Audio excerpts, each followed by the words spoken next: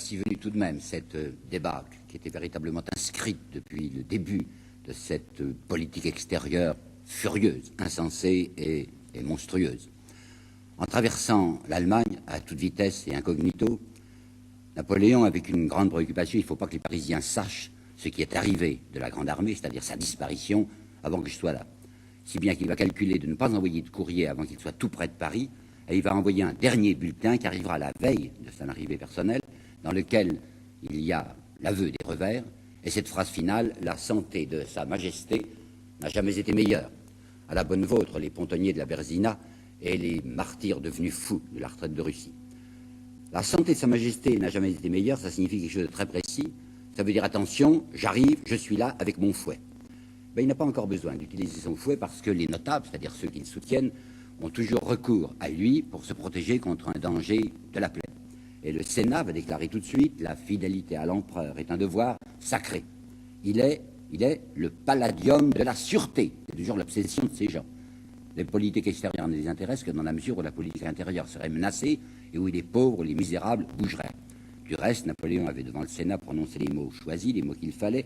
Mes premières pensées, vous entendez bien, mes premières pensées sont pour la politique intérieure. Donc soyez tranquilles. Qu'est-ce qui se passe de l'autre côté? Ben, il se passe le soulèvement national. Vous savez ce que les Allemands appelleront le Befreiungskrieg, c'est-à-dire la guerre de libération. Cette guerre de libération comporte une levée en masse. Et savez-vous que les souverains allemands, les souverains d'Autriche et de Prusse, ne sont pas rassurés devant cette levée en masse. Ils se disent, il y a là des gens qui vont essayer de profiter de cette levée nationale pour nous imposer une politique plus libérale. Ils en sont terrifiés. Un homme comme Benjamin Constant, qui a épousé une Allemande, qui s'est réfugié en Allemagne, lui aussi est terrifié. Dans sa correspondance, j'ai trouvé un mot que voici, qui est assez curieux, à propos précisément de cette levée en masse contre l'envahisseur français. Il dit, ça me fait penser à un dompteur qui se croirait très intelligent, parce que le lion s'étant échappé, il ouvre la cage du tigre. Le tigre, pour Benjamin Constant, comme pour tous les notables, le tigre, c'est les pauvres. Il le sait, Napoléon. Il sait très bien qu'il y a un danger pour les souverains dans cette levée en masse. Alors il va essayer de jouer là-dessus. Et il va dire à Molien, le trésorier, comme vous savez, j'ai rendu à tous les souverains le service de leur apprendre à contenir l'esprit du siècle. Ils ne se préparent pas une petite affaire en cherchant à soulever leur peuple contre moi. Ne croyez pas que le roi de Prusse cherchait à soulever. Frédéric Guillaume était plutôt inquiet, mais il y avait un tel mouvement qu'il ne pouvait pas l'arrêter. À Roederer, il va dire le 12 novembre 1813, ce sont les idées de la Révolution qui fermentent. Eh bien, ça va être du propre. Alors, qu'est-ce qu'il va tenter? Il va jeter le masque. Pendant un certain nombre d'années, il avait été, vous savez, le César tricolore, qui soi-disant continuait la Révolution française, qui apportait la liberté, enfin drôle de liberté à l'Europe. Et maintenant, Napoléon va proposer une alliance aux souverains de l'Europe contre leur peuple. On nous dit assez souvent dans l'histoire que la fameuse Sainte Alliance, c'est une invention de la Restauration. Ça s'est passé après 1815, quand les souverains, Louis XVIII et tous les autres, se sont rassemblés contre leur peuple. Mais on ne dit jamais, c'est capital de le savoir, que c'est Napoléon qui, le premier, a proposé une Sainte Alliance, y compris lui-même, bien sûr, il est du consortium, Sainte Alliance des souverains contre les peuples. Et dans sa proclamation de mars 1813, il va dire « L'empereur en appelle à ses armes toujours victorieuses », ça c'est joli de parler d'armes toujours victorieuses après la retraite de Russie, pour confondre ses ennemis et sauver l'Europe civilisée et ses souverains de l'anarchie qui les menace. Alors la première réconciliation qu'il va tenter, parce que c'est pas tellement sûr que les souverains vont écouter sa proposition, c'est de se réconcilier avec le pape. C'est un souverain aussi, le pape. Et s'il peut être de nouveau bien avec le pape, ça peut être utile.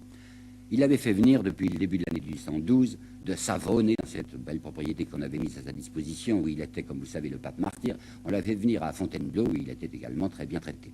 Le 29 décembre, il est arrivé le 18 décembre, Napoléon. Et bien, le 29, il envoie une lettre, comment dirais-je, effusive à sa sainteté, pour lui dire qu'il lui porte une grande tendresse, qu'il voudrait le voir. Et il va venir s'entretenir avec lui à Fontainebleau.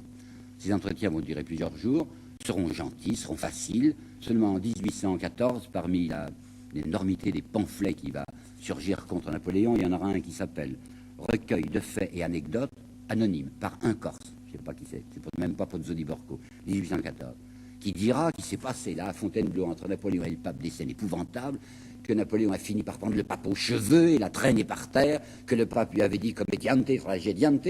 Tout ça, c'est une pure blague. Vigny s'en est servi, vous savez bien ce qu'il en a fait, et Chateaubriand, à ce propos, sans évoquer par politesse le nom de Vigny, dit que c'est une de ces inventions de mélodrame avec lesquelles nos fabricants de fables composent aujourd'hui l'histoire vraie. Non, en réalité, ça c'est même très bien arrangé, puisque le 13 février 1813, le pape va accepter une sorte de nouveau concordat sur la base que voici. Il va dire, ben voilà, c'est entendu, c'est vous naturellement l'empereur qui nommez les évêques. Je réfléchirai sur chaque nomination, et si je ne me suis pas décidé, à donner l'institution canonique au bout de 6 mois, eh ben, j'accepterai que ce soit le métropolitain, c'est-à-dire l'évêque ou l'archevêque plutôt, qui donne cette institution. Par conséquent, c'était un recul assez sérieux du pape. Napoléon se frotte les mains, il fait publier ça au Moniteur, il annonce que tout est réglé entre le pape et lui, c'était le 13 février, mais le 24 mars, sa sainteté va se raviser pour des raisons que nous allons voir. Puis maintenant, il faut faire des levées d'hommes. Il est évident qu'ayant perdu 400 000 hommes de la grande armée, il faut qu'il en trouve d'autres. Alors il n'ira pas de main morte. Senatus Consulte, réclamé par lui depuis la Russie, le 1er septembre 1812, levée de la classe 13 tout de suite, et le contingent est porté à, en 1800, les contingents étaient de 30 000, puis il avait fait porter le contingent à 60 000, maintenant le contingent est porté de 80 000 à 140 000 hommes. Le 11 janvier 1813, levé tout de suite de la classe 14, par anticipation. Nous sommes en janvier 13 et il lève la classe 14. Et il n'en demande pas 140 000, il en demande 150 000 de soldats de la classe 14. Récupération, exempté. Vous savez, les malins, vous êtes exemptés pour des raisons de santé, enfin, on payait le docteur et ça s'arrangeait. Eh bien, tous les exemptés vont être récupérés, on va passer devant les commissions, et surtout, il va s'en prendre aux remplacés. Ça, c'était très grave. Les remplacés, c'était des gens riches, vous savez. Alors, tout à coup, ces types qui avaient payé, quelquefois très cher, jusqu'à 3 000, 4 000, 5 000 francs pour acheter un paysan qui allait se battre à la place du fils Châtelain, il ne veut plus en entendre parler, on ne remboursera pas du tout les sommes qu'ils ont versées pour les remplacements, mais on appellera les remplacer eux-mêmes. Plus 10 000 hommes, 100 000 hommes, je me trompe, de la garde nationale qui vont être versés dans l'active. Ça ne suffit pas. Le 3 avril, la classe 14, qui est déjà mobilisée pour 150 000 hommes, doit en fournir de toutes les manières, en prenant aussi des remplacés, 90 000 hommes de plus. Et comme les hommes mariés ne sont toujours pas appelés, c'est très intéressant de regarder la statistique des mariages. Entre 1812 et 1813, c'est une passion de se marier en France. Il y avait eu 220 000 mariages en 1812, 387 000 en 1813. Ça n'empêche que les insoumissions, enfin les réfractaires, sont énormes. Voici les chiffres en 1808, le rapport du sénateur Lacué. Il y a environ actuellement en France 370 000 réfractaires qui sont cachés dans des maquis, dans des montagnes. En 1809, Lannes signalait déjà que dans plusieurs départements, la troupe devait être mobilisée pour essayer d'attraper les réfractaires. En 1812 et 1813, on va envoyer des colonnes mobiles qui vont poursuivre ces garçons qui se réfugient dans la montagne, et on va mettre des garnisaires dans la maison. Par exemple, il y a une maison où le fils s'était mobilisé et n'a pas rejoint, une maison de paysans. Eh bien, on impose là la présence d'un sous-officier et 4 hommes qui vont être nourris à tel prix, il faudra dépenser tant par jour et encore leur remettre de l'argent de poche. Par conséquent, c'est la ruine des paysans tant que le fils qui est caché dans la montagne ne rentrera pas. Néanmoins, le nombre de réfractaires ne cesse de croître en 1813 et il y en a un dont le nom est parvenu jusqu'à nous. Il s'appelait Jean-Baptiste Vianney et c'était le futur curé d'Ars. C'était quelqu'un qui n'avait pas voulu aller se battre. Le 17 mars 1813, voilà le premier tintement du glas. La Prusse déclare la guerre. C'est le premier gouvernement qui se dresse maintenant contre l'empereur. L'Autriche, qu'est-ce qu'elle va faire? L'Autriche, c'est le beau-père. Et Napoléon se persuade que c'est pas concevable. Enfin, il va tout de même attaquer sa fille qui est maintenant impératrice. C'est bien naïf de le croire, mais l'Autriche est encore prudente. L'Autriche parle simplement de médiation, parce qu'elle a besoin de se refaire, elle a besoin de nouvelles troupes, et on va faire lanterner Napoléon pendant un certain nombre de mois jusqu'à ce qu'on soit assez fort pour l'attaquer. Lui se précipite naturellement contre les Prussiens qui l'ont attaqué, c'est le mois de mai 1813, c'est très brillant de nouveau, c'est Lutzen, c'est Bautzen, il reprend Dresde, mais il y a une grosse difficulté pour lui, il ne peut pas exploiter ses victoires faute de cavalerie. Toute la cavalerie française avait été pratiquement détruite pendant la campagne de Russie. Et il fallait des cavaliers. Alors qu'est-ce qu'il va faire? Il va inventer quelque chose qui ne réussira pas. Il voudrait essayer d'inviter les grandes familles françaises, enfin les Châtelains, à persuader leurs fils d'entrer dans ce qu'il appelle maintenant sa garde d'honneur. Il pensait que ça les excitait, ça s'appelait garde d'honneur. Mais à la condition que chacun de ces beaux jeunes gens, ces beaux messieurs, amène son cheval avec lui. Il charge ses préfets de faire une propagande autour des Châtelains. Ça ne marche pas, ce sera une valse de préfets, tellement il est furieux de voir que ça n'a pas pris. Et puis on va acheter des chevaux aux paysans. On va le racheter jusqu'à 400 francs. Il faut multiplier ça par 4, je voulais dire. Enfin, 400 $ si vous voulez, le cheval. Mais entre un cheval de trait et un cheval de labour, quoi, et un cheval de selle, il y a de la différence. Alors il n'y a pas moyen, même avec les chevaux qu'on lui envoie après Dresde, d'exploiter comme il l'aurait voulu cette victoire. Si bien que le 4 juin 1813, Napoléon va accepter un armistice que l'Autriche a provoqué, suscité, qu'on appellera l'armistice de Pleiswitz. Il sait très bien qu'il a tort d'accepter cet armistice. Parce qu'avec la force armée qu'il a encore sous les armes, sous les mains, et un unique opposant, qui est jusqu'à présent la Prusse, l'Autriche n'a pas encore bougé, il pourrait réduire de nouveau les Prussiens et peut-être traverser la Prusse et réattaquer la Russie. Mais il n'y a pas moyen, faute de cavalerie. Alors il faut qu'il attende pour recevoir lui-même des renforts. Et les autres, les Autrichiens, les Russes, les Prussiens, qu'est-ce qu'ils veulent faire? Ils veulent voir si enfin l'Angleterre va se décider. On n'y pense non plus pas assez souvent à ce problème. C'est toute guerre, vous savez, c'est un problème d'argent. Hein. Eh bien, les Anglais sont sollicités depuis des années par les coalisés européens pour qu'ils financent. Ils n'ont pas encore très envie. Le 14 juin, l'armistice du 4, hein, le 14 juin 1813, les Anglais se décident. Et pour de bon, 2 millions de livres sterling qu'ils proposent, qu'ils promettent, qui vont commencer à verser à la coalition. Et pendant qu'il y a cet armistice à l'intérieur de l'Europe, au centre de l'Europe, il se passe des choses en Espagne. En Espagne, vous savez que ça allait de plus en plus mal, que les généraux s'entre-dévoraient les uns les autres, qu'il y avait la guérilla partout, que les Anglais avaient maintenant un corps expéditionnaire solide, avec Wellesley qui va devenir maintenant Lord Wellington, et Wellington est arrivé le 21 juin à écraser totalement les troupes françaises d'Espagne à Victoria, si bien que le 2 juillet 1813, les derniers soldats français repassent la Bidassoa. Ça va être maintenant la deuxième campagne. L'Autriche s'est résolue, on s'y attendait bien, le 12 août, à prendre également l'offensive. Alors, seconde campagne de 1813. Ça commencera par un assaut que les Austro-Prussiens vont lancer contre Dresde. Ça va durer 3 jours. Il y aura beaucoup de tués naturellement. Mais enfin, les troupes de Napoléon tiennent bon. Il pourrait de nouveau foncer sur ses adversaires qu'il a repoussés. Pas moyen, faute de cavalerie. J'ajoute un détail qui est récent, il est de 1959. C'est quand on a publié enfin les cahiers assez mystérieux de Bertrand, vous savez, qui étaient rédigés dans un style tellement elliptique qu'on ne comprenait pas, mais en 59 on les a. Et bien à propos de Dresde, Bonaparte a dit, enfin Napoléon a dit, oui j'aurais pu continuer mais j'étais malade, et il donne un détail à Bertrand, il dit j'étais malade d'une indigestion de gigot à l'ail, il n'y avait pas moyen. Alors c'est le 27 août qu'on a fini par gagner le petit combat, le gros combat de Dresde, mais le 30 août, donc ça fait 3 jours plus tard, le 30 août, catastrophe, le général Vandamme est cerné à Ulm. À Ulm, là où en 1805 on avait obtenu ce triomphe, ben c'est l'inverse maintenant, c'est plus les Autrichiens qui sont encerclés, c'est les Français qui sont encerclés et qui se rendent. Ça c'est le truc. Grande bataille, terrible bataille de Leipzig qui durera 3 jours, du 16 au 18 octobre 1813. Au milieu de la bataille, le corps saxon va déserter. Vous comprenez bien qu'ils n'avaient pas envie de se battre contre leurs frères, se battre pour l'oppresseur. Alors ils désertent. La bataille est une bataille perdue, et c'est là qu'il faut que je vous donne un chiffre, à nouveau. La dernière fois que j'ai parlé de bataille, je m'étais trompé sur le chiffre de Wagram. Les voici, vous allez voir la progression. Austerlitz, 25 000 tués. Eylau, 50 000 tués. Wagram, 55 000 tués. Borodino, la Moscova, le 7 septembre, 80 000 tués. Et j'avais dit 80 000 pour Wagram, c'est là où était mon erreur.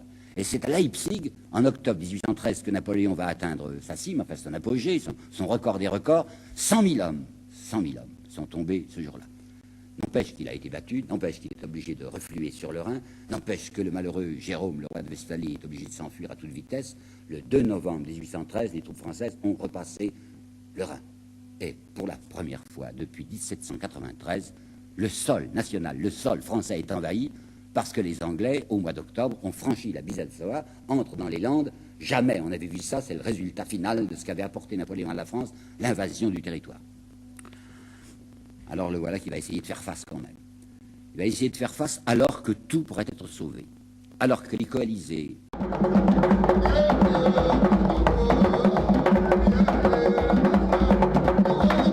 à Francfort, le 4 décembre, ont fait une proposition que voici. Nous ne faisons pas la guerre à la France, mais à Napoléon Bonaparte.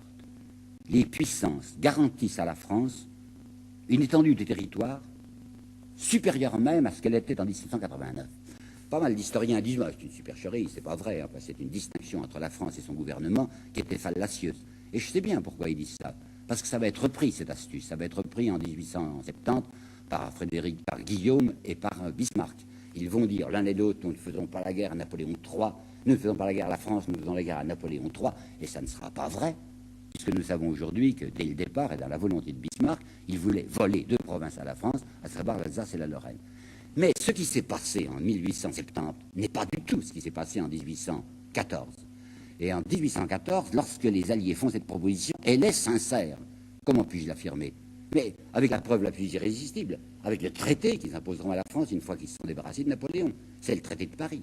Et savez-vous que ce traité de Paris donnera à la France, en plus des territoires qu'elle avait avant 1689, Mulhouse, Montbéliard, Avignon et toute la partie de la Savoie qui contient Annecy et Chambéry. Par conséquent, c'était vrai. Par conséquent, les Alliés proposaient à la France de 1814 un territoire supérieur à ce qui était le sien au moment de la Révolution. Le bon sens, enfin, l'honnêteté, l'honneur, aurait voulu que Napoléon, qui faisait semblant de servir la France, laquelle n'était que sa proie, s'arrêtât à ce moment-là. Il y avait encore des chances, de très bonnes chances pour la France. Pas question. Pas question que lui lâche son trône, d'une part, et pas question, d'autre part, qu'il lâche une partie de ses annexions nourrissantes.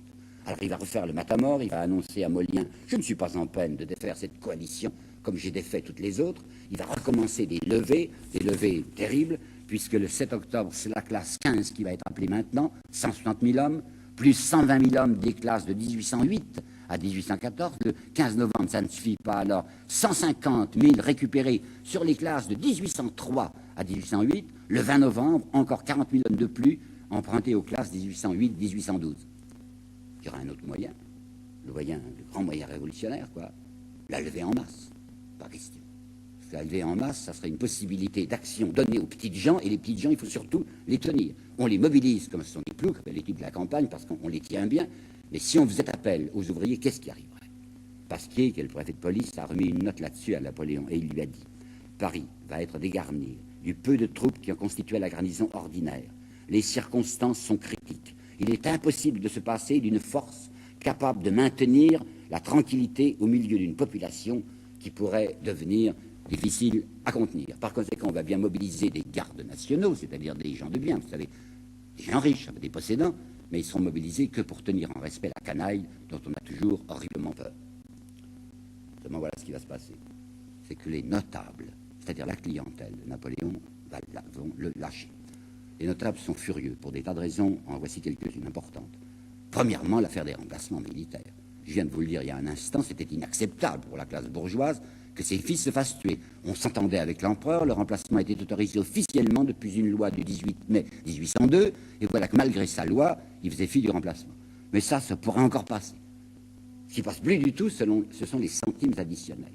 Parce que cette fois, il a besoin de beaucoup d'argent, et qui ne veut pas puiser, ou très modestement, dans sa réserve personnelle. L'argent qu'il a mis de côté, l'argent qu'il a volé à l'étranger, c'est son argent. La défense de la France ne l'intéresse que secondairement, ce qui l'intéresse, c'est son argent. Alors comme il veut beaucoup d'argent, et qu'il n'avait pas jusqu'à présent envie de faire payer les riches, il va les faire payer tout de même. Ça ne passera plus. D'autre part, il s'était emparé des biens communaux. Comme il ne veut pas trop faire payer les riches, il va prendre l'argent des pauvres. Les biens communaux, c'est les biens des petites communes. Vous savez, il y avait des terrains, il y avait des immeubles. Et bien, il décide de prendre, de voler, enfin de happer pour l'État ou pour lui-même des biens communaux, et il va lancer sur le marché, en bourse, 130 millions de bons gagés sur les biens communaux. Qu'est-ce que c'est que ces 130 millions de bons qui sont gagés? C'est du papier-monnaie. Et la Banque de France est furieuse, parce que la Banque de France, elle avait promesse qu'il n'y aurait pas d'autre papier-monnaie qui concurrencerait le sien. En plus, les fournitures des fournisseurs, justement, des fournisseurs militaires, qui sont les gens qui se sont perpétuellement enrichis chez lui, qu'est-ce qu'il va faire? Il va les faire payer partiellement en rente d'État. Non plus en numéraire, mais en rente d'État. C'est-à-dire que comme paiement, il va donner de la rente, c'est-à-dire pratiquement de l'emprunt forcé. Et l'emprunt forcé, vous vous rappelez peut-être qu'en 1799, si on l'avait appelé au pouvoir en Brumaire, c'est précisément parce que le directoire a voulu faire un emprunt forcé. Ça ne marche plus. Le jeu n'est plus là. C'est la rupture avec ceux avec lesquels il avait passé un pacte en Brumaire. Maintenant, au lieu d'être le bienfaiteur de l'argent, il devient le malfaiteur. Si bien que Napoléon va se trouver en présence d'une rébellion des notables lorsque le corps législatif va se réunir le 29 décembre 1813. Et il va entendre le président du corps législatif, qui est l'aîné, faire une déclaration condamnant publiquement une activité ambitieuse et fatale. Activité ambitieuse et fatale. Ces gens qui ont été les rampants devant lui se redressent maintenant parce qu'on touche à leur argent et parce qu'il y a un danger social. Il osera dire, Napoléon, il osera dire les Français ont été indignes de moi. Je ne pense pas qu'on puisse appliquer ce mot aux petits soldats qu'il a mobilisés, qu'on appellera les Marie-Louise, vous savez, qui vont faire tout ce qu'ils pourront, de véritables prodiges dans ces successions de combats où il va les diriger, la campagne de France, quoi, où ça s'appelle Brienne, ça s'appelle La Rothière, ça s'appelle Champaubert, Montmirail, Montreux. Ces gamins, il en a 70 000 à peu près sous sa main, ces gamins vont être d'un allant extraordinaire. Seulement les villes se rendent. Quand il veut essayer de se rendre dans tel ou tel endroit pour y trouver un point d'appui, il s'aperçoit que les municipalités se rendent, comme autrefois, en 1792, je vous l'avais raconté. Les villes se rendaient devant l'arrivée des ennemis, parce que les ennemis, c'était ceux qui feraient tenir tranquille la population. Et il y a un maquis paysan qui commence à s'organiser. Alors les villes prennent peur, en se disant, mais qu'est-ce qui va se produire? Une chance lui est encore offerte. C'est que les coalisés, au printemps 1814, à Châtillon, lui font une proposition absolument inattendue. Ils reviennent sur leur déclaration de Francfort, disant c'est Napoléon qu'on veut abattre, et disent, eh bien d'accord, on accepte même que ce soit Napoléon qui reste encore sur le trône de France, à condition qu'il accepte les conditions, c'est-à-dire du retrait de tout ce qu'il a avalé. Pourquoi est-ce qu'ils ont fait ça? Parce qu'ils ne s'entendent pas. Parce qu'il y a Bernadotte, qui voudrait devenir maintenant maître de la France, et il est poussé par le tsar.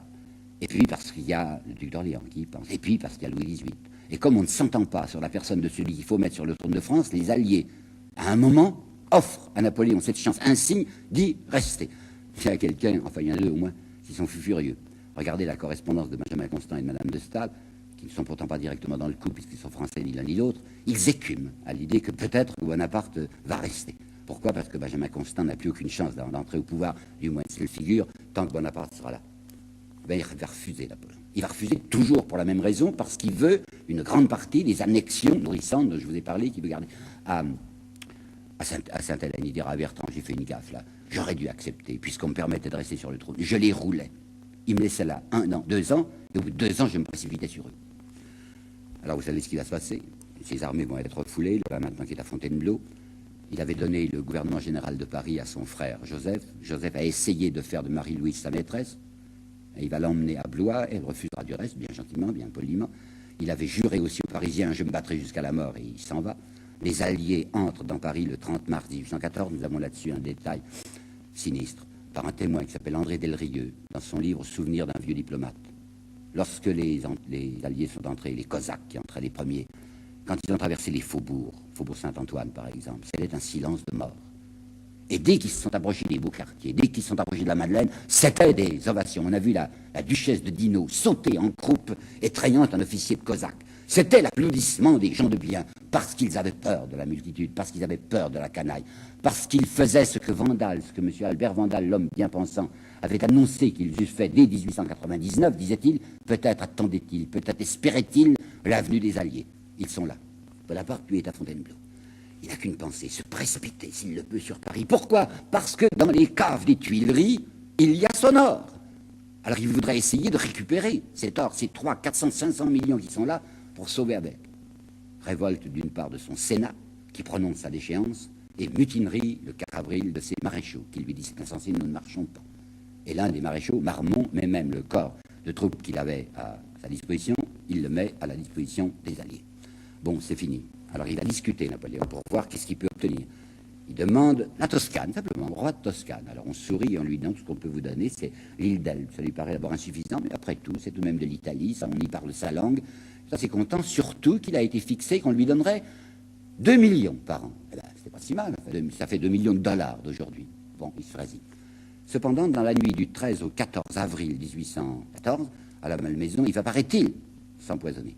En fait, il a avalé, en effet, un petit sachet noir, enfin le contenu d'un petit sachet noir contenant une poudre que son médecin, le docteur Ivan, lui avait donnée depuis quelques années. Mais à peine a-t-il avalé son petit sachet qu'il appelle son valet de chambre Constant pour se faire vomir. Et il aura là-dessus 2 explications. Il dira « Dieu ne l'a pas voulu ».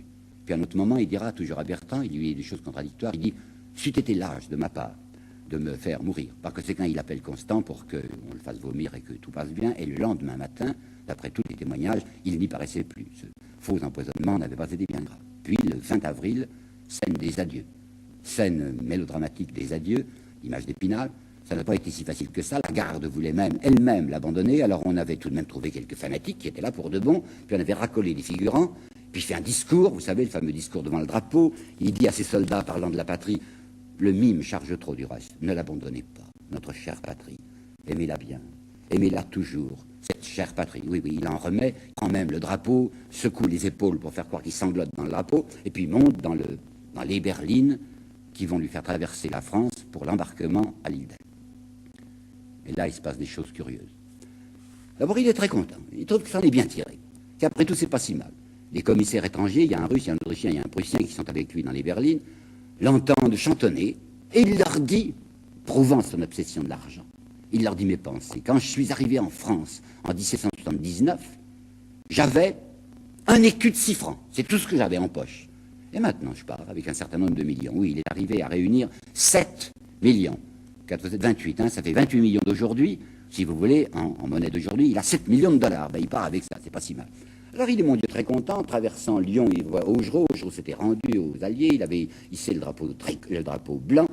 Alors Bonaparte descend de sa berline, cause avec Augereau, fraternellement, il le prend par les épaules, enfin chacun sa combine. Augereau est passé du côté du blanc, lui est resté du côté du tricolore.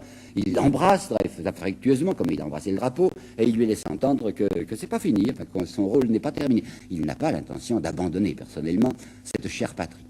Puis les voitures roulent. On arrive à Orgon, Orgon, Provence, là, pas bien loin d'Avignon. Et là, la population est soulevée. On a annoncé que Bonaparte allait passer, les gens sont fous furieux.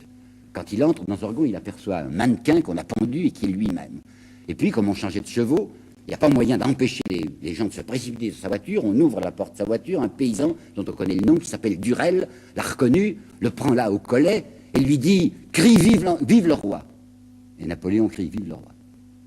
Il est tellement secoué que quand on arrive plus tard, un peu plus tard, 2 heures plus tard, au relais d'Orgon, au relais de la Calade, il a décidé une première transformation. Il faudrait d'abord se mettre en postillon. Il va prendre la grande houppelande du postillon, il va prendre ce chapeau avec la cocarde blanche, et il va essayer de courir sur le cheval devant sa propre voiture, afin qu'on ne se doute pas que c'est lui qui conduit. Mais il avait attrapé un petit accident vénérien, il avait une vénorragie, et c'était extrêmement désagréable pour lui d'être sur son cheval. Alors il a une autre idée. Dans le relais où on prend leur pas, il y a une hôtesse qui ne le reconnaît pas, qui ne sait pas que c'est Bonaparte. Peut-être c'était-il, je ne sais pas, enfin transformer le visage. Et l'hôtesse lui dit, alors il paraît qu'il va traverser la mer, j'espère bien qu'il se noiera. Et Napoléon répond à cette femme, moi aussi j'espère. Et dès que l'hôtesse a tourné le pied, il a une crise de larmes. Et les 3 commissaires nous raconteront cette scène inouïe qui s'est produite, où il est là, pleurant, et leur disant, sauvez-moi, sauvez-moi. Alors que va-t-il faire? Il va prendre de force la casquette du Prussien, il va prendre le dolman de l'Autrichien, il va prendre la tunique du Russe. Et c'est dans cet accoutrement qu'il va entrer dans la berline de Kohler, qui était le commissaire autrichien, afin qu'on ne le reconnaisse pas. C'est l'aide de camp de Chouvalov, le commissaire russe, l'aide de camp s'appelait Oloviev, qui sera chargé d'être Napoléon, si bien que s'il y a une attaque de la foule, c'est Oloviev qui prendra, et lui est avec Kohler, l'Autrichien, et il lui dit « Chantez, fumez, sifflez, enfin ne donnez pas l'impression aux gens que c'est moi ». Quand il arrive le soir, au relais de Bouilloudou, où sa sœur Pauline l'attendait, et quand elle le voit sortir de sa berline dans cet accoutrement invraisemblable, elle lui dit « Tu n'as pas honte ?» Oh non, il n'a pas tellement honte. Il s'en est tiré, maintenant il va monter sur son bateau, il est assez content, l'île d'Elbe, ça lui plaît, on va voir ce qui va arriver. Il laisse la France complètement saignée, il y a un trou de 600 millions dans le budget, mais parmi les grandes institutions de Napoléon, il y en a une qui se porte vraiment très bien, c'est la Banque de France. Chiffre avoué. Alors, par conséquent, si c'est un chiffre avoué de bénéfices, vous pouvez être tranquille que le chiffre réel est un peu plus gros. Chiffre avoué des bénéfices de la Banque de France en 1808, 600 millions. En 1813, au moment où la France est dans cet état, 7,5 millions. Et pour les 3 seuls premiers mois de l'année 1814, bénéfices avoués 5 milliards 600 millions. La santé de cet enfant-là, c'est le cas de le dire, n'avait jamais été meilleure.